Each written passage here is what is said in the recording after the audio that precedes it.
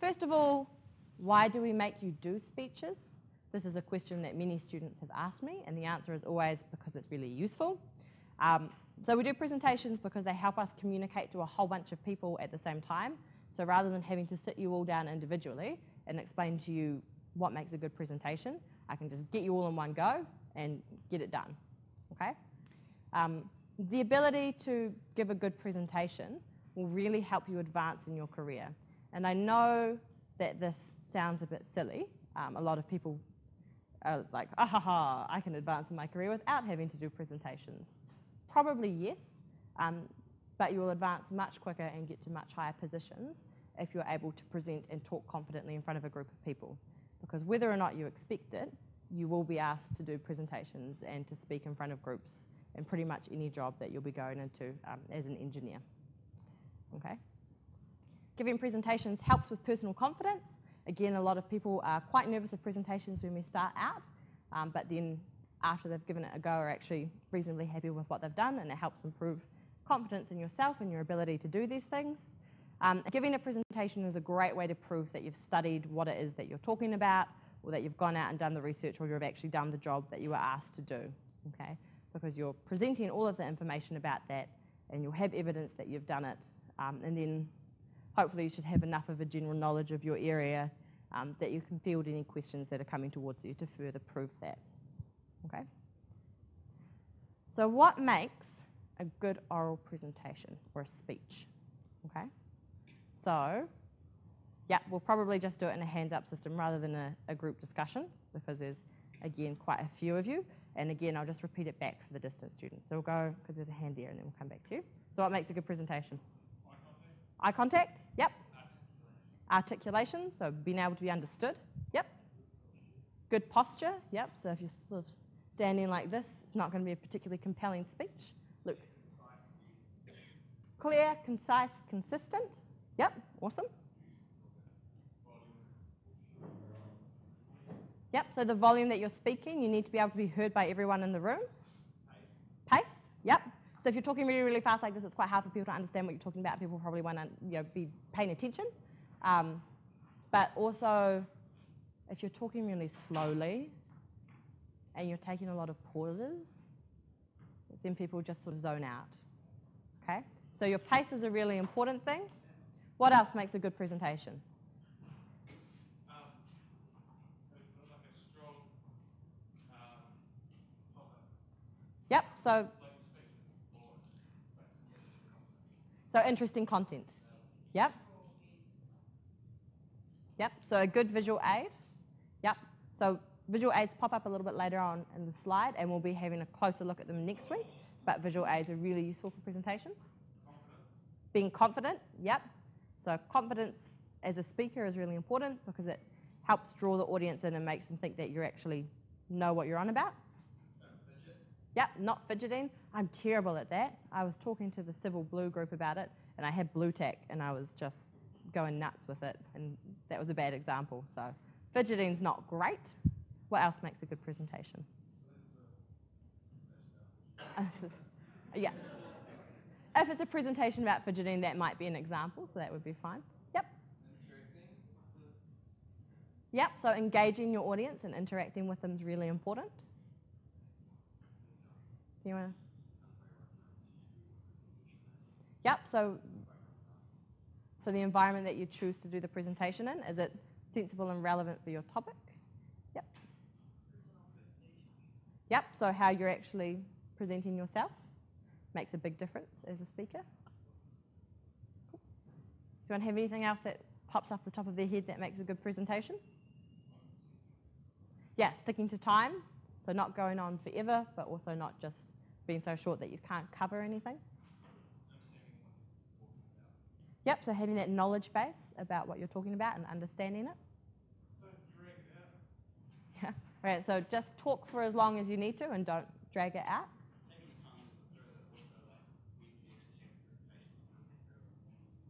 Okay, so with timing, thinking not just about how long your speech is going for, but when in the day you choose to have it and whether or not your audience is going to be awake. Yep, right, cool. So these are all excellent things to think about, and you're right, they all do help make a good presentation when you get these things right. Okay, so some ideas, again, just because we might not have covered them all. Being prepared and controlling the message, so knowing exactly what message it is you're wanting to get across. Being on time, knowing your subject, we've definitely had. Minimizing your notes and not just reading them, so that means not doing this and just reading off of your piece of paper and occasionally looking up at the audience. It's really distracting, and often people lose their place if they've got a whole big page of notes. So minimizing your notes and not just reading them out. Using cue cards is a good way to do that. Telling stories is a great way to get your audience engaged and wanting to hear more about what it is that you're doing in your presentation. And I don't mean like once upon a time stories, but stories about how you've experienced whatever it is that you're talking about. Making eye contact, we've had a couple of times, it's really important. Being relaxed, so it's the same thing as being confident, just knowing that you know what you're talking about.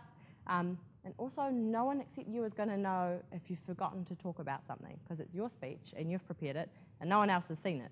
So whatever happens, happens, and just carry on. Okay. Two things that will really, really help with speeches and presentations and life in general are preparation and practice. Okay. So a good rule of thumb for preparation is for every 1 minute that you'll be speaking, you need to have done 10 minutes of preparation specific to that minute. Okay? So that's things like research, planning your visual aids, getting your cue cards ready to go, that sort of thing. If you haven't done a lot of presenting before, the ratio will often be a little bit higher. But if you have done presentations before, that helps and counts as preparation, because you sort of know the gist of what's going on, and it's just on a different topic, but the same process. Okay, did you have a question, Luke? So you're saying like your experience in your private presentation, all of your research and putting like the PowerPoint together and preparing for the speech should only take 10 minutes? No, that's not what I'm saying. So for each minute that you've got at the end of your speech, you should have spent at least 10 preparing for that precise minute and the content that's going to be in that. So you should have done a lot more time on background research and broadening things, but for that specific content, it should take you at least 10 minutes to get that specific content pulled out from where it is that you've found it and slotted into that place. Okay? Yep. Is a good tool for presenting. Yep, hand gestures are a very useful tool. I'm quite a hands talker, as you've probably noticed. Yep, nods from the back row, so that's all right. And practice is the other thing that is really going to help you with your presentations. Okay, so you need to practice your presentations before you get up and talk in front of the class, because often going from your brain to your mouth, things can go kind of and weird things come out of people's mouths when they're nervous. So having practiced what it is that you're going to be saying helps things flow nice and smoothly and helps keep those little moments under control. Okay, I'm a person, as you may have noticed, that when things don't go the way my brain thinks they should, my mouth just makes really weird noises, and that's not a great look. So you have to practice what it is you're up to. Talking to yourself and practicing your speech to yourself in like a mirror is a really good tool, because then you can see what you're doing physically with your body, and you can notice if you're sort of like a nervous shifter or if you're fidgeting. Okay, so talk your speech over to yourself a couple of times, and make sure you take every opportunity to practice. Okay, so in the upcoming weeks we'll be doing practices in class, and it's really important that you're here and prepared for that practice, because it's a great opportunity for you to give things a go and to stuff up when it doesn't matter. Okay, so make sure that you take every opportunity to practice. Luke. Yep.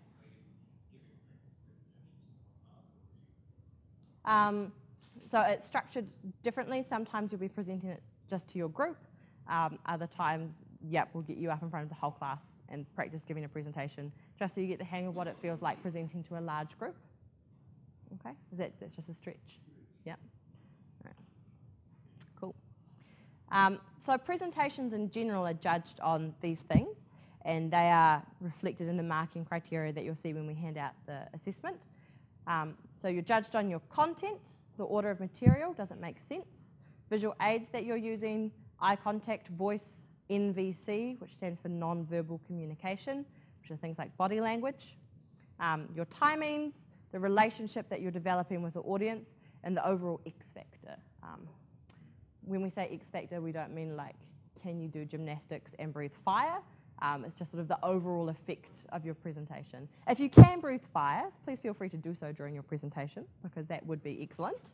But if you are not a trained fire breather, then please just refrain. Okay? Cool. So, content, and this is important because you will have to deliver content in your speeches. You need to make sure that you know your subject, so you know what it is that you're talking about, and your knowledge should be like an iceberg, okay? You should know a lot more than what you present, because that way, when people ask questions at the end, then you can pull out all of your supplementary knowledge and be like, yes, I actually know quite a lot about this. It just all wasn't going to fit in my 3 minutes, okay?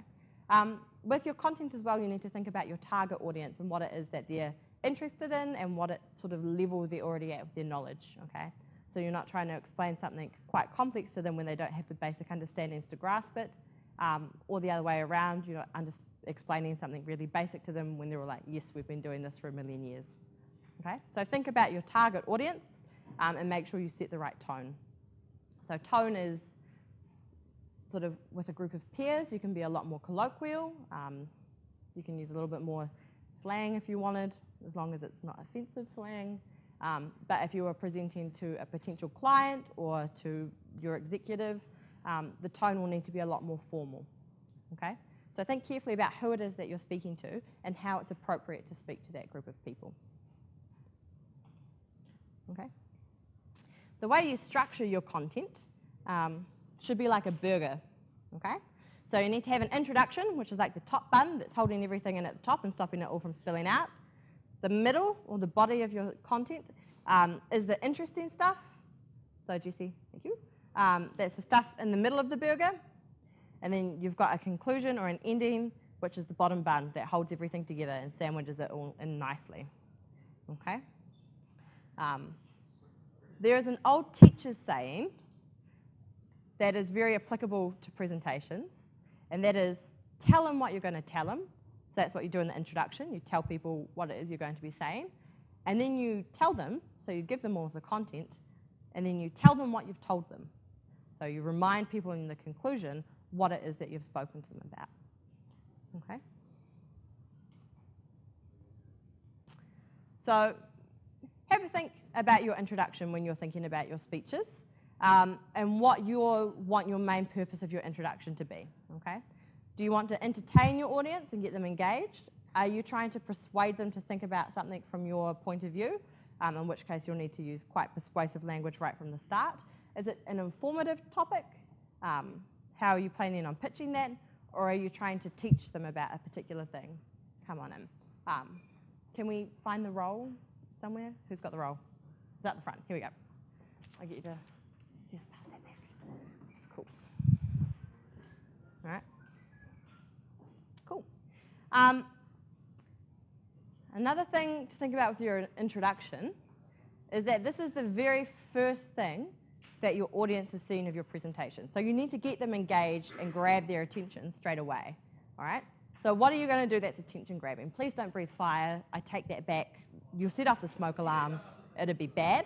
But you can do things like share an interesting fact, tell a story, again, not necessarily a once upon a time story, but a story about maybe why you're interested in this or your experience in the area.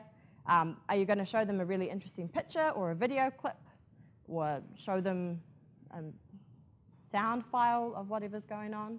So Yep. if you were to show a video clip in some speech, would that count as part of the time? Yes, it would, but we've put limitations around how much video. Because you can't just put on a 3-minute video and be like, this is the end of my presentation, okay? It'll be on a case-by-case basis based on the video that you're using. But I would say in a 4 to 5 minute speech, I wouldn't want any more than 30 seconds of video in there. Jesse?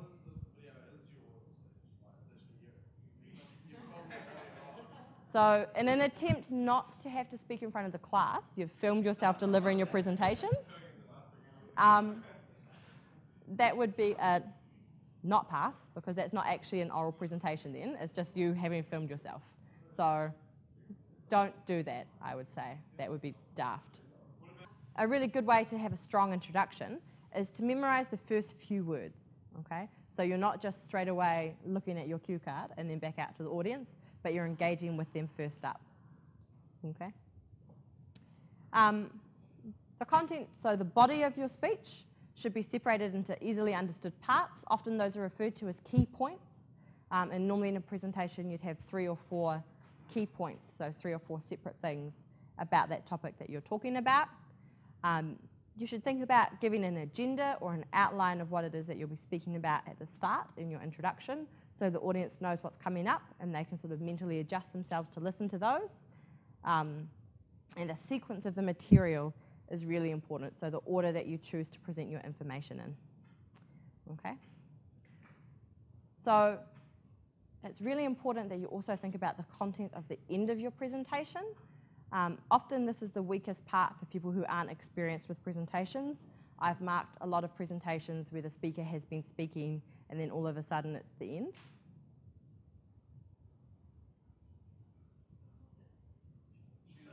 And they just sort of stop.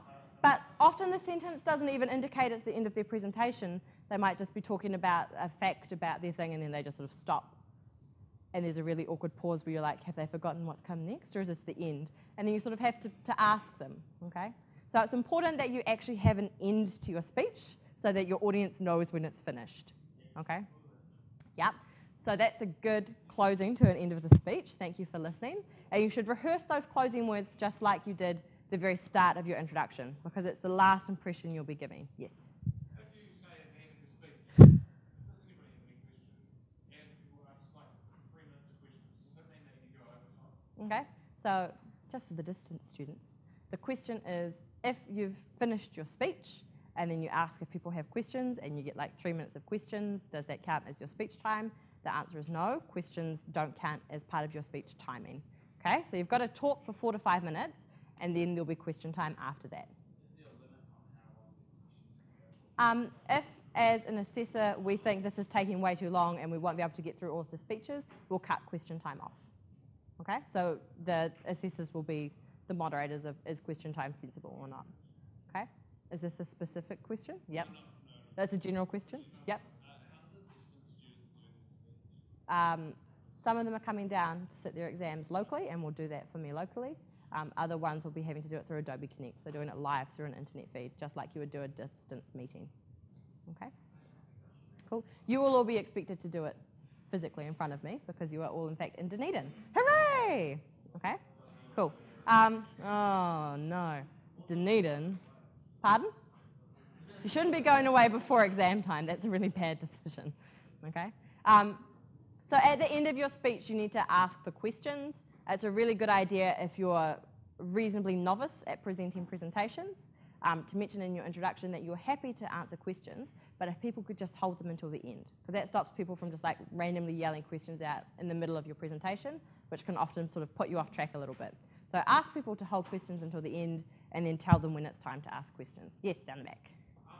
If people randomly yell at questions during your speech, do you need to ignore them? Because then you would have to force the time. Yeah. So if people randomly yell out questions during your speech, the polite thing to do would just be like, I'll address that later, and then carry on, okay? And if that happens, there'll be a little bit of that taken into account. But you're all going to be lovely and polite for each other and not randomly yell out during the middle of each other's presentations, okay? Cool. All right. So just before I told you that the sequence of the information and how you're presenting it is really important, and there are some ways that you might think about structuring your content. So some of the major sequences are spatial. So if you're, for example, presenting about a job site, you might work us around the site and take us to the different places where things are happening, which would be spatial. Chronological, so that's on a time scale from maybe from the very start of the project until the end. So you're working from start until finish. Logical, so that's thinking about here was a problem, here were some things that we thought might solve it, here's what we actually did. So that's likely to be the case for your group presentations, are likely to be in a logical way because you've all come up with a technical issue and then thought about how you might fix it, and then which one you're actually thinking you would implement. And then there's topical as well. So if I was doing a presentation on, for example, a particular type of equipment, I might talk about the person who designed it, some common uses for this piece of equipment, and some things that might be done to improve it. Okay? So I'm thinking about topics for that particular thing. Okay? Cool. So moving on then to visual aids, and this is just quite a brief overview of visual aids. We'll be looking more in depth at them next week. So advantages to visual aids: they make you look professional because it looks like you've put in the time to prepare them, which you have because it does take time to make them. They're really helpful for visual learners. So a lot of people that you'll meet engage with things visually. They're not like, they also pick things up through listening. It's not that they can only learn by looking at things, but that they need things visually to engage with. It helps take the focus off of you a little bit because it's giving the other people something to look at. So if there's a moment where there's a wee bit of a lull and you're trying to remember what's going on, it's not just you on your own freaking out, but there's something else that you can look at to help support you as well. And visual aids are also really useful because they lock in the order of your material. So once you're up and presenting, if you've got a visual aid, it's really helpful because it keeps you on track with where it is that you're up to. Because you can look and see, oh, that's what I'm meant to be talking about, and then talk about that rather than sort of freaking out and jumping around the place. Okay? One of the disadvantages of visual aids is that it does take time to make a good one. Okay? So you should probably start making your visual aids nice and early so that you don't end up making a rushed one that looks a wee bit sloppy towards the end. Cool. So, types of visual aids. The most common one when I say visual aids that people think of straight away is PowerPoint. And yep, that's an excellent visual aid. It's very versatile, but you can have other things. So using a whiteboard, like this whiteboard on its own doesn't count as a visual aid. You have to draw diagrams and write on it. You can't just have a whiteboard and present that. Overhead projectors, so that's referring more to the OHTs, where you've got a transparency and you put it on and you draw and it projects it up on a big screen. The real thing, if you can take people and put them in the environment where your project or whatever you're presenting on is actually there, then use that as a visual aid for goodness sake. Point it out, talk about it, get people to interact with it. Okay? If you can't take them to the real thing, models are a really excellent visual aid. I've had students who have made little model wind turbines, and they'd put a battery in and it would go around, but then they turned it around and they could show you all of the different parts on the other side. So models are a really excellent tool. Flip charts, so that's sort of the big board with a graph on it that you often see in movies, and then people flip it over and they've got a different graph. Things like plans, drawings, and sketches also definitely count as visual aids. You just have to think about how are you going to make them big enough for people to see. Okay? Eye contact is something that we've pointed out a couple of times as being a really useful thing in a good presentation. Eye contact is pretty much always good in a Western world, so it indicates sincerity and authority. But there are some cultures, and I can't think of any off the top of my head, but I know that they exist, where you've got to be careful with eye contact, because if you make eye contact for too long, sometimes it's rude, sometimes there are hierarchical things about who sort of addresses who. So just think carefully about the backgrounds of where it is that you're going to present. And it's just that cultural thing that can be a barrier to communication, and this is one specific example. So always think nice and carefully about who it is you're presenting to and how it's polite and appropriate to present to that group of people. You had a question?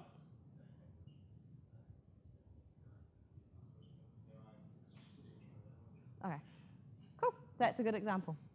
Thanks for that, Luke. Also with eye contact, and this might sound silly, but it's really important, you want to engage with your audience, but you don't want to steer them down, okay? So don't pick a person and then just decide you're going to make eye contact with that person for your whole presentation and then just stare at them hard out for the whole presentation and not look at anyone else, but just stare at that one person. Because everyone else feels left out, and that one person feels a little bit creeped out that you're just sort of staring at them for a really long time, okay? So you want to engage with your audience, so for about 3 to 5 seconds with each different person is a good amount of time, but do be careful that you're not just sort of staring at someone, okay? Cool.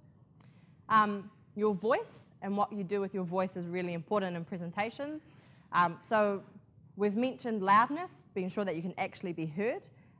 Someone actually used the word articulation as an example, and I'm very pleased to hear it. So articulation is how you're pronouncing and forming the words and making sure that the whole word is formed sensibly and that you're not chopping the end of it off, so that people can clearly understand what you're saying. You want your voice to portray enthusiasm about your topic, because if you sound bored, the audience is not going to want to listen. But you also don't want to be fake and over the top with your enthusiasm. So just think about how you're portraying yourself and your level of enthusiasm, and you definitely should be engaged in your topic, whatever you're presenting, because generally it's something that you're involved in or that you've chosen to speak on yourself. Okay?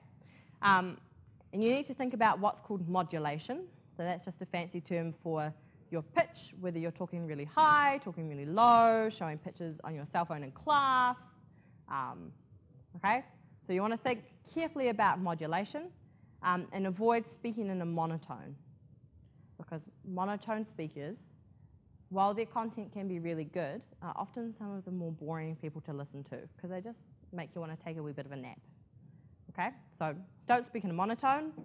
And you also want to watch out for what's called terminal inflection. So that's when people go up at the end of their sentences, and it always sounds like they're asking a question, even when they're not necessarily asking a question. So don't do that, okay? When we're having our practices, we'll watch out for things like terminal inflection and let you know if that's something that's happening with you, okay? So generally at the end of your sentence, unless it's a question, you want to stay at the level you're at or drop it down a little bit, okay? Don't just keep going up at the end. It's a real problem with young people today, and it's really frustrating, okay? So just be careful with that one. Yes, down back.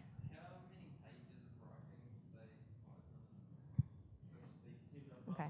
So how many pages of writing per speech? It really varies from person to person based on their speaking pitch. Normally, about 100 words transfers to about 40 seconds. So you're going to have to write a wee bit. Some people don't write their whole speech out either. A lot of people just work off bullet points and then go from that from their knowledge. Okay? So don't panic if you're not a person who writes everything out. You'll still be fine. Okay?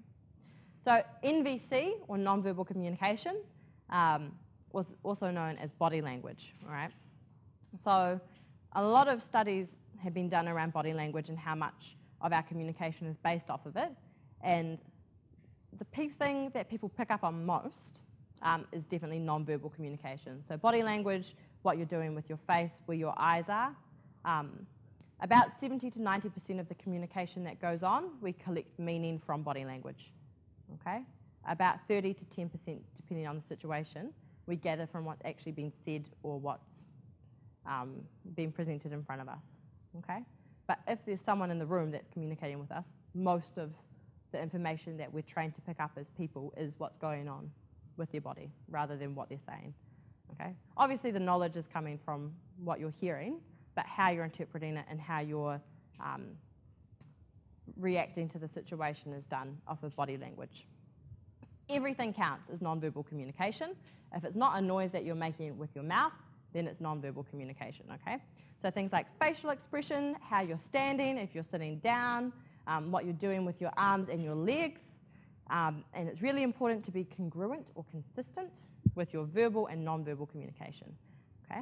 So if you're presenting something that's fairly neutral, you probably want to have a fairly neutral body stance. So neutral normally means feet shoulder width apart, standing reasonably straight, arms sort of nice and loose. Closed off body language is often something that you see when people are angry. So it's things like you're really arms in front of you, legs together. Often you'll slouch a little bit, so you're sort of pulling yourself down. Really, really scarily open body language can also be used when people are angry or intimidated, and you're trying to make yourself look a lot bigger is the instinctive thing that we're doing. So it's things like arms out or like really wide. You've got quite a wide stance. Generally, if you've got open body language, your face does a thing where your eyes go, wah! And it's from that natural response of trying to make yourself look bigger and more intimidating.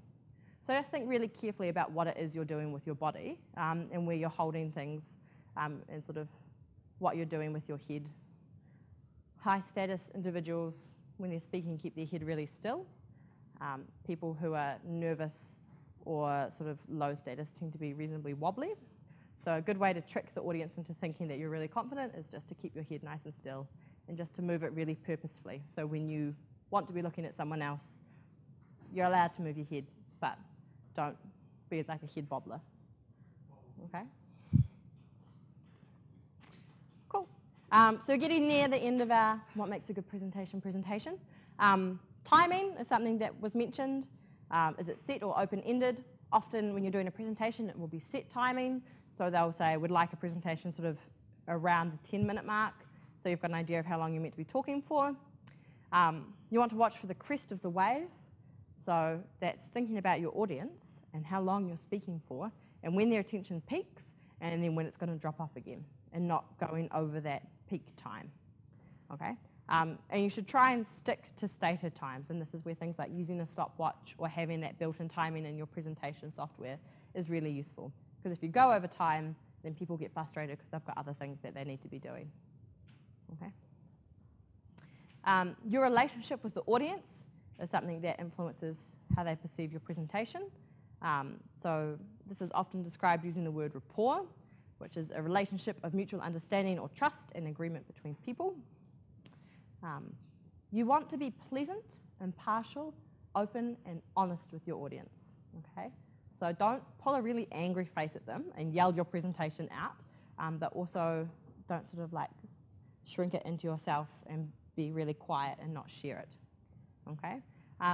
It's really hard to define what a positive rapport is, but it's really easy to tell when there's a negative one. Okay?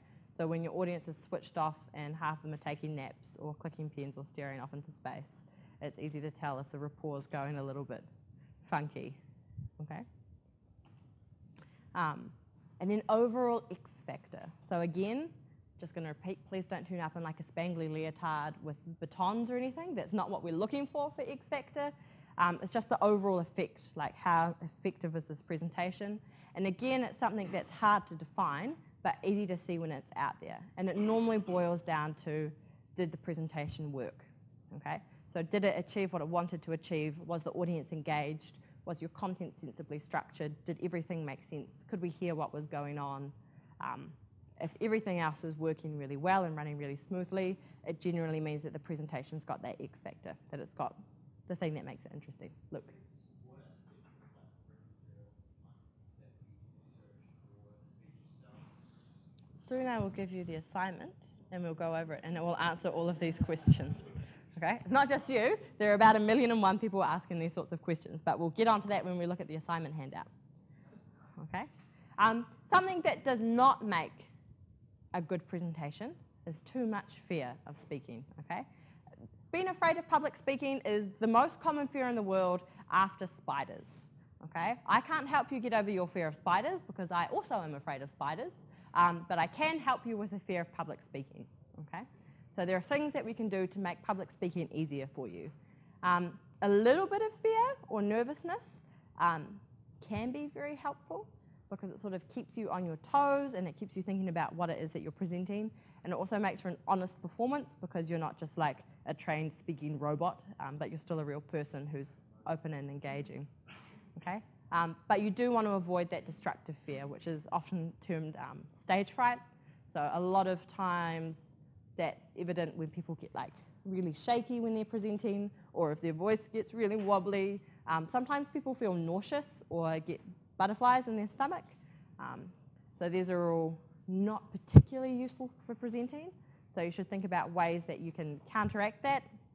And one really useful one is just doing some breathing exercises before you present. Okay? Because if you slow your breathing down and breathe nice and regularly, what it's actually doing is telling your body that you are calm and relaxed and there is nothing that it needs to be afraid of. So it's not pumping you full of adrenaline, which is where all of this shaking and nervousness and nauseousness comes from, because your body's thinking that there's something scary happening, so it's getting ready to run away. Okay? So nice calming breaths are very useful. So has everyone had a chance to read the speech assessment document? Yep. So just nice and quietly now, because we're going to ask questions about the speech. And if you listen to the questions that have gone before you, it might answer your question as well. Okay? So does anyone have any questions about the speech? Yes? The topic that you have to do on, if it's like electrical stuff, is probably not very compelling, and people aren't going to enjoy it because Yep. they're not actually giving a presentation on something that they care about. Mhm. So can you just use any topic? Yep. So for the distance students, the question was about the topic and whether it needs to be on your field of engineering, because sometimes that might not be particularly engaging, although it should be because you'll be presenting it to a class of people in that same engineering thing. The topic can be anything that you like, okay? So you could get up and do a presentation on waffles and why they are your favorite dessert, and that would count, okay? So as long as it's appropriate for the classroom environment, then you can do whatever you want, okay? Yes? If you, at the end of the presentation, if you cannot answer everything, what are you doing? Okay, so if at the end of your presentation you get asked a question and you don't know the answer to it, that's absolutely fine, and you just say, I don't know. I don't know the answer to that question. And yep. So if you are genuinely going to get back to them, then that's a fine thing. And you won't get marked down for that. So you don't get marked down for saying, I don't know the answer to that question. Okay?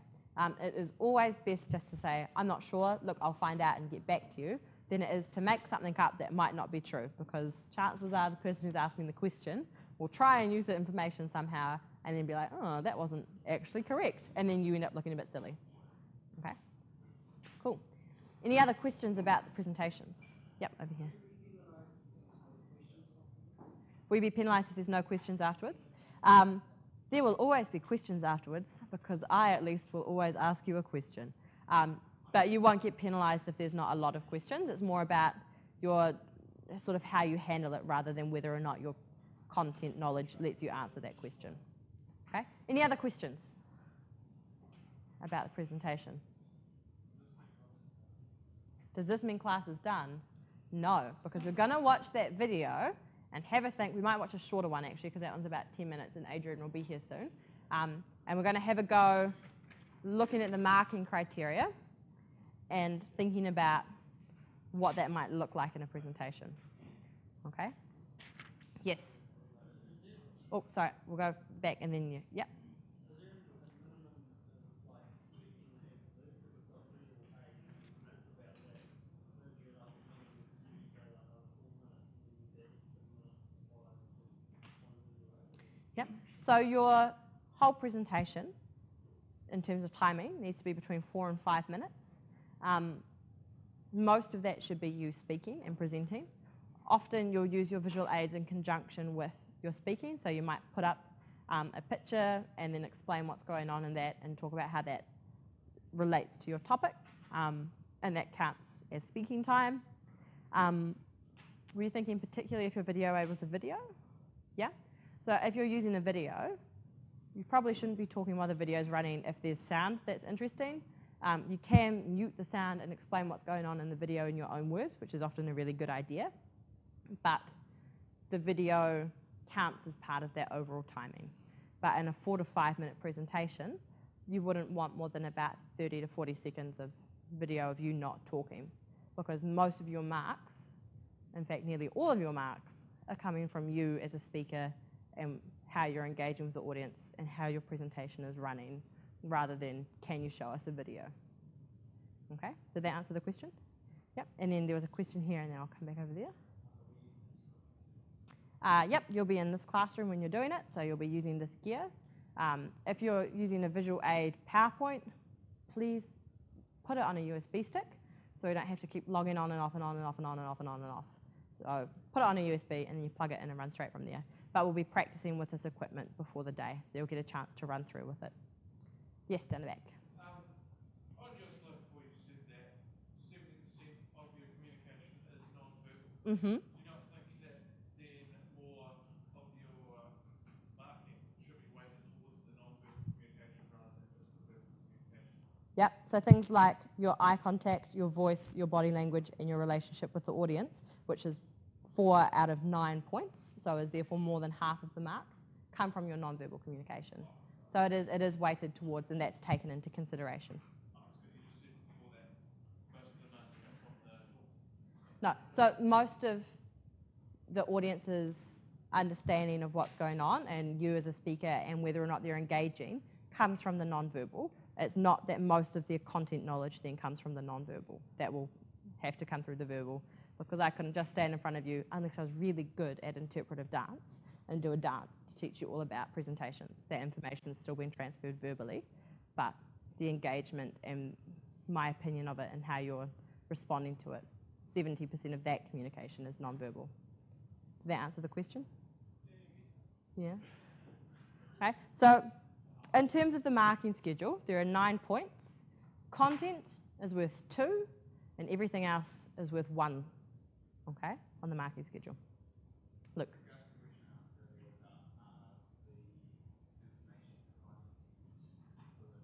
Yep. Mm-hmm. Do you see anywhere on the speech outline that you need to hand in any written work? No, so you don't. No. So I would really like it if you handed in a bibliography so I could see what sources you're from, because it's good practice, but it's not compulsory. Okay? So you don't have to hand in anything written. It's just marked off of your presentation on the day. Yeah. So sometimes that will be a requirement, but it's not for this particular one. Okay, cool. Yes? For content, are we marked on how we talk about what our topic is about, or your, Yep. I guess, opinion on whether or not it's good? So I'm not going to, I don't mark, and no lecturer should ever mark on whether or not they necessarily agree with what it is you're saying, if it's an opinion thing. If you're presenting something and it's blatantly 100% not true, but you're putting it like a fact, that will be a hindrance for you. But at this level, when we're talking about content, it's more like, have you shown that you've got understanding of what your topic is? Is it sensibly structured? Does it flow well together? That sort of thing, rather than marking for in-depth content knowledge. It's just sort of, do you have a general understanding of what you're talking about? Okay, cool. Any other questions about the presentations? No? No? We're all sorted? Okay. You've got a question. Good. No, it's okay. Questions are good. Off you go. Will you be inspecting our cue cards? No, I will not be inspecting your cue cards, but I will be able to tell if you have your whole speech written on a series of cue cards and just do it like this, okay? So you're not allowed to just read straight off of your cue cards and very occasionally look up. You do have to be engaging with your audience. Holding your cue cards further away from you doesn't help engage more, because that's still staring at your cue cards. Yeah? Right. Any other questions about presentations? Yep. Just listening, thanks. Because it might answer your question as well. Can you repeat that, sorry? Do you have to wear formal? Oh, no, you don't have to dress formally. Like, you shouldn't turn up in a clown suit because it's still a presentation. But normal clothes are fine. Yeah. So what you're wearing now would be fine for a presentation. Yeah. You may, if you carry on, have to do presentations which are like mock presentations in front of a panel for something, and then in the criteria it would say you're expected to dress semi-casual. So there might be incidences where you have to do that later on in life, but not right now.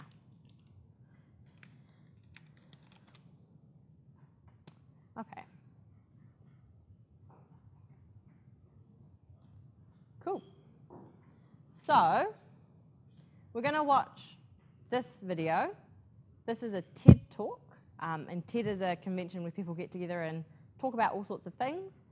This particular one is by a guy called Richard Turere, and he's from Kenya, and he's talking to us about an invention that he's made that stopped lions from attacking his family's cows. I thought I would show it to you because he uses electrical engineering to fix a major problem that's going on. I think it should have subtitles straight away, but it might not. So the reason we're going to watch this video is because we're going to have a go thinking about the marking criteria in relation to a presentation, because you will get a say in each other's marks. So you all get a chance to mark each presentation that you see in front of you. The lecturer's mark is worth more than your combined mark, but you do get a say in it as well. So we're just going to have a go practicing thinking about these criteria now. So keep those in mind. So content, eye contact, visual aids, order of material, voice, timing, relationship with audience, body language, and overall effect. He won't answer any questions because it is on a video. And in the TED Talk format, they don't do questions afterwards. They have a seminar later on that you can go and talk to that person about if you'd like. Okay, so don't expect him to ask or answer any questions. So we'll give that a go, and I'll see if I can make this thing work. No. We're just going to pause this while I make this go, because this is daft, and sometimes people turn it off. Turn on the amp. Is it on? Is it plugged in?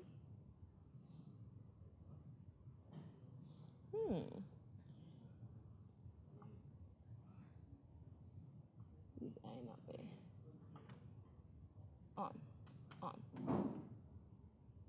On. Standby light is on.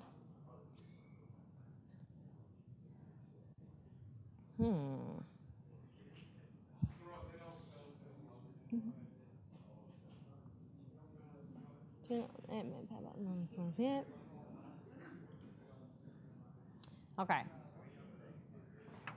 Ooh, is this plugged in? No. Okay, that's so useful. It would appear that someone has done something with the amp and that it is not plugged into a power source. So we won't do this exercise today, but we'll do it at the start of class next week. I will show you the Lion Lights video at some point because I think it's very interesting, and because it's a good idea to look at a reasonably high quality presentation so you can sort of see what you're aiming for. So unless anyone has any further questions about presentations or your speech in general, we'll call it an end of the day for my part of the class, but remember that Adrian's going to be coming along soon with your technical drawings to hand back out to you. So it's worth sticking around for that as well. Okay. So does anyone have any questions about this?